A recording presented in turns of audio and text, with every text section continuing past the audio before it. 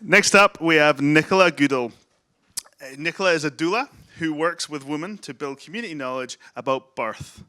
Nicola first began to support families around birth 20 years ago, gaining a deeper understanding of society's attitude towards childbirth experiences.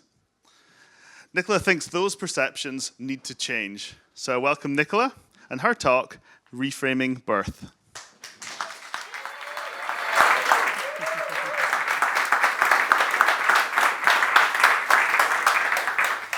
So I have what I think is the most fantastic job in the world, because I get to hang out with people when they're growing their babies, birthing their babies, feeding their babies, and falling in love with their babies. So when we had this remit of seeing things differently, my immediate thought was, over the last 20 years while I've been having my babies and watching this incredible thing happening, it's very different to how we talk about it in our society. So we have to talk today and think today a little bit about, why we view it so differently to what the reality is.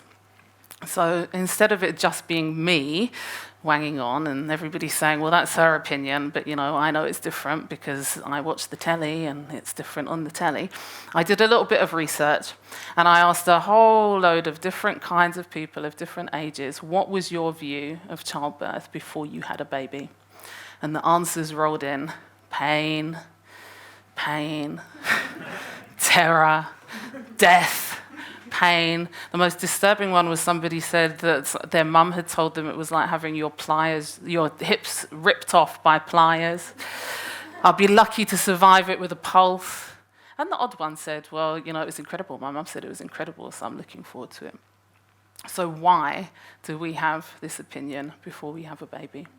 I started to think about it, and I think, we've sanitized birth and death, and we've taken it out of the home. We don't witness our mother giving birth to our baby brother upstairs anymore, or take a cake next door to the woman that's just had a baby and see her kind of a little bit tired and sweaty and happy and beautiful, and so on. So I started to look at the media. The media is how we learn about birth. And I started to think about the two most common births that young people will have consumed in the media in the last 5 years. The first one was The Walking Dead. Block your ears now if you haven't got this far. A small boy of around 10 cuts the belly of his mother and brings out the baby and then shoots her dead in her head. He's about 9, something like that. And then we have Twilight.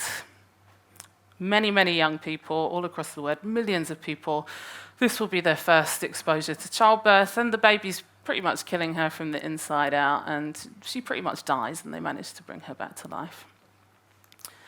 And we have documentary, which is great. Documentary is great, but it's not always a true look on the world of something, and this is One Born Every Minute. We're into, 4 seasons, something like this. And every season consistently has shown men as complete idiots. No good at supporting women at all. It's cut for comedy and drama. It's not really cut for reality. There's a couple of men in this audience today that I've seen support their partners through birth in a very intelligent, very loving, very supportive way. And that's often what I see. And then we have Call the Midwife. Everybody loves Call the Midwife because it's a bit more real, and we see the story and we see the reality and we see what birth is like in the home with people that love you and the impact it has on the family. We also have societal and cultural norms. What we do, we sit down next to somebody on a park bench or on a bus and we say, "You look gigantic."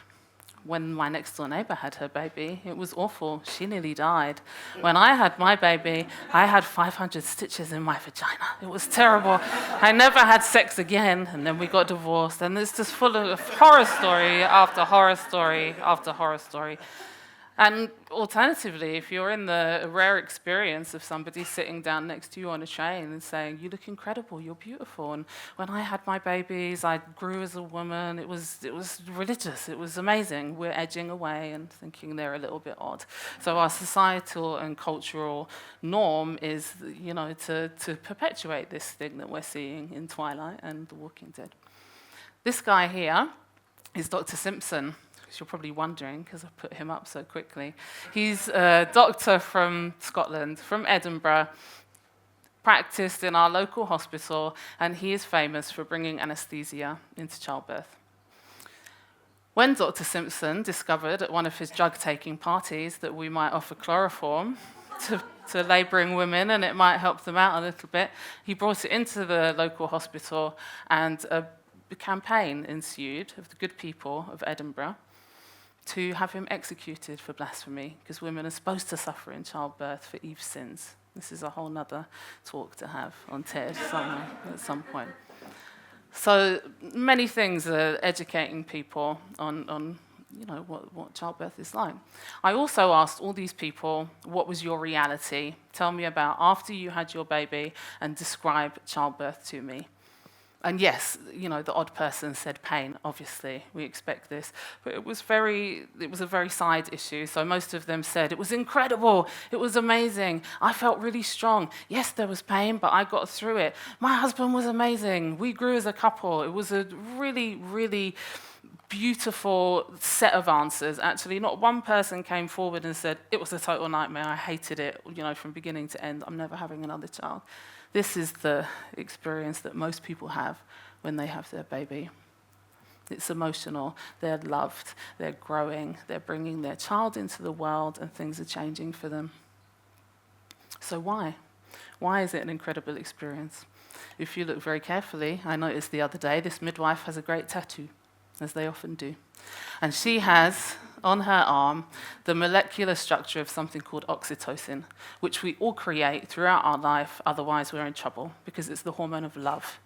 So we look at our mothers, and we create a huge amount. We have sex, we create a huge amount. We need it to connect with each other, to have intimate experiences. We need it to have self-esteem, to really fall in love with society, with our parents, with our friends. Very, very important. In terms of childbirth, what we're doing is we're helping our womb to contract. It's physiologically making your womb to contract and making you fall in love with your baby, which is a very useful process.